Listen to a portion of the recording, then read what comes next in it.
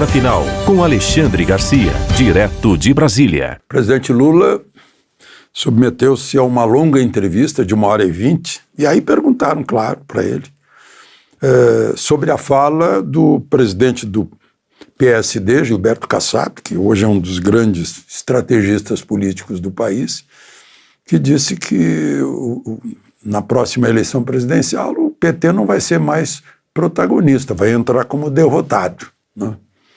E Lula respondeu, meio driblando as palavras, disse, não, ele disse que se a eleição fosse hoje, mas como a eleição não é hoje, eu estou muito despreocupado. Bom, o tom da frase significa que ele é candidato sim, embora tenha dito lá na última reunião ministerial no Torto, residência do Torto, de que estava avaliando por causa do avião lá no México, que teve um problema na turbina e da cirurgia na cabeça e tal. Mas, pelo jeito, ele está animado para ser candidato em 26. Aí perguntaram para ele sobre ministério. Ele parece que jogou água fria nessa ideia. Primeiro, fez uma fervura em todos os ministros. Será que vão me tirar? Só fica o Haddad, só fica o Rui Costa. Ele parece que está meio desistindo ou percebeu que vai ser difícil de trocar ministro e perder voto no Congresso. É muito estranho nessa história, eu insisto com isso. Tem 12 ministros que receberam mandato para ser deputado, senador, e estão traindo seus eleitores. Imagina um eleitor, eu elejo alguém para ser meu representante na Câmara dos Deputados. Eu sou o mandante, ele é o mandatário. Ele abandona o mandante para ser empregado de outro, para ser empregado do presidente da República. Isso é um absurdo que tem que ser mudado. Quer ser ministro, perde o mandato. E nunca mais é eleito, né? Porque o eleitor não vai votar em alguém que o traiu. Não. Bom, e aí perguntaram também sobre Gleisi no Palácio, né? Eu já disse para vocês, Gleisi e Janja sob o mesmo teto não vai ser fácil. E Lula elogiou Gleisi, mas também deu uma fugida na resposta. Não confirmou que ela seria secretária-geral da presidência, ministra secretária, teria que deixar a presidência do PT. Ficou mais ou menos assim. E pelo jeito, nenhum corte em despesa neste ano de 25.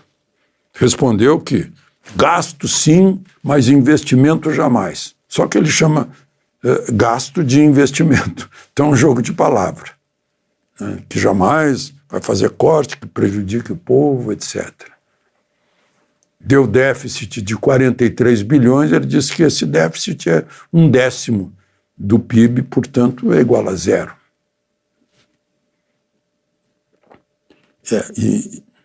E aí anunciou, né, com banda de música, digamos assim, empréstimo consignado para todo mundo que tem carteira assinada, que está contratado com base na CLT. Eu acho que isso é um estímulo ao endividamento.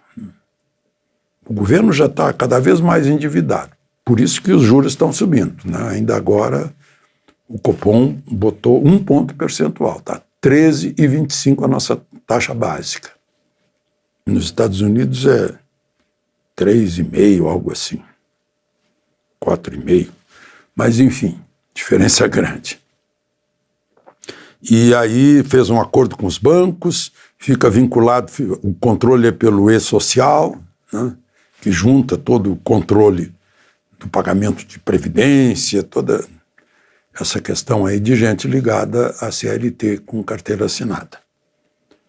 Limite de 30%, mas a pessoa que não está endividada vai ter a tentação de se endividar. E depois vai ver o contra-cheque 30% mais curto. E ainda pode ter um acréscimo tirando do fundo de garantia, que depois pode faltar na aposentadoria. a vida fácil. E aí vai pagar juro, né? Bom, e tem mais, né? Não é nem projeto de lei ainda. Por enquanto é uma ideia, um anteprojeto, tem que fazer um projeto de lei e enviar para o Congresso. E ainda vai ser debatido no Congresso. Anunciou como se fosse agora. Bom, agora é um assunto que eu vi no Migalhas, que é um site de notícias dos tribunais, mostrando que há uma disputa entre a Justiça Federal de Curitiba, a Justiça Federal do Distrito Federal, foi parar nas mãos do ministro de plantão no Superior Tribunal de Justiça. Ele disse: olha, isso não é caso, não tem a emergência que exija uma decisão no plantão. Vou deixar para quando terminar o recesso. É o seguinte, é sobre o gabinete de Janja.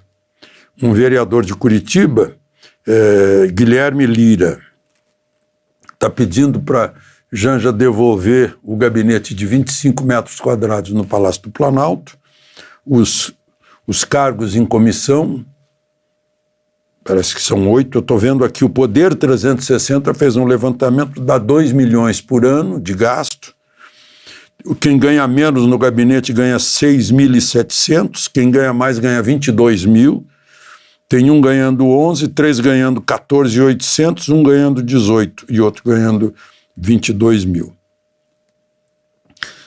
A Folha de São Paulo já pediu agenda da primeira-dama, quer saber quem vai lá, como é o trabalho, e o Palácio do Planalto, com base na lei de transparência, diz que ela não faz parte do serviço público, portanto não está sujeita à lei da transparência, portanto não fornece a agenda. Então é um caso que vai, com essa história do vereador de Curitiba, é um assunto que vai ser discutido em algum lugar, ou em Brasília ou em Curitiba, na Justiça Federal. Bom, gente, a comunidade dos países latino-americanos e caribenhos, que foi criada por governos esquerdistas para fazer uma OEA, Organização dos Estados Americanos, sem Estados Unidos, voltou atrás. O Petro, presidente da Colômbia, que tinha desafiado os americanos, aqui não entra avião americano trazendo deportado. Depois eu acho que ele foi dormir, acordou, levou um susto, quando viu que o noticiário já dizia que eles iam pagar uma sobretaxa de 25% nos produtos colombianos, café colombiano, por exemplo, e, sobretudo, todo mundo do governo colombiano, dos 3 poderes, ia perder o visto americano. Aí ele, não pode vir. Primeiro ainda, vamos mandar um avião colombiano, nem isso, os aviões americanos foram lá.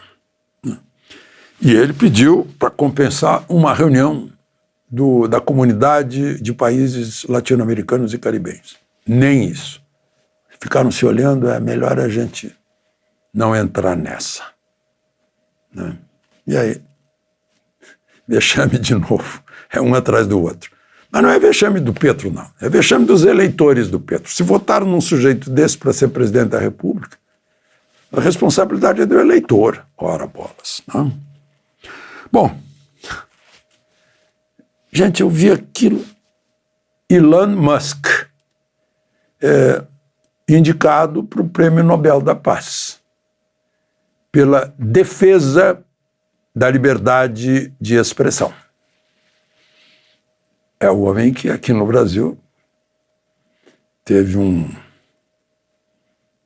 linguagem chula da primeira-dama, teve quase uma briga com o Supremo.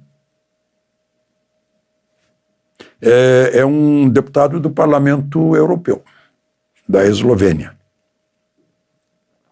que propôs, e repercussão no mundo inteiro, defensor da liberdade de expressão, Prêmio Nobel da Paz.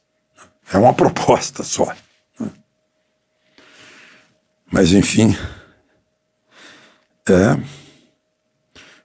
E aí eu vejo, né, a doutora Raíssa Soares gravou uma fala dizendo, escuta, e tudo aquilo que a gente falou e que foi bloqueado pelo Facebook, pelas plataformas, pelo Instagram,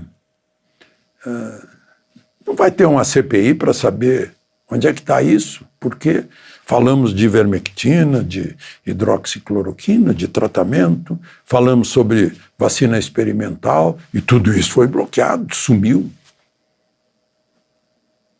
Enquanto pessoas não eram tratadas, entravam no hospital, as tratadas, a maior parte nem entraram no hospital, né? E agora? Que tem um documento, como perguntou a doutora Raíssa, de 500 páginas do Congresso americano. E tem o senhor, o diretor-geral da OMS, né, lavando as mãos, dizendo, não, nós não obrigamos ninguém, não impusemos a ninguém a vacina, a máscara, o fechamento de tudo. E agora, os que impuseram, e os que censuraram, bloquearam, e disseram que era negativismo, não querem falar do assunto, né?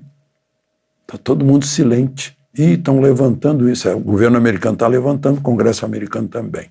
E vai se espalhar pelo mundo. De Brasília, Alexandre Garcia.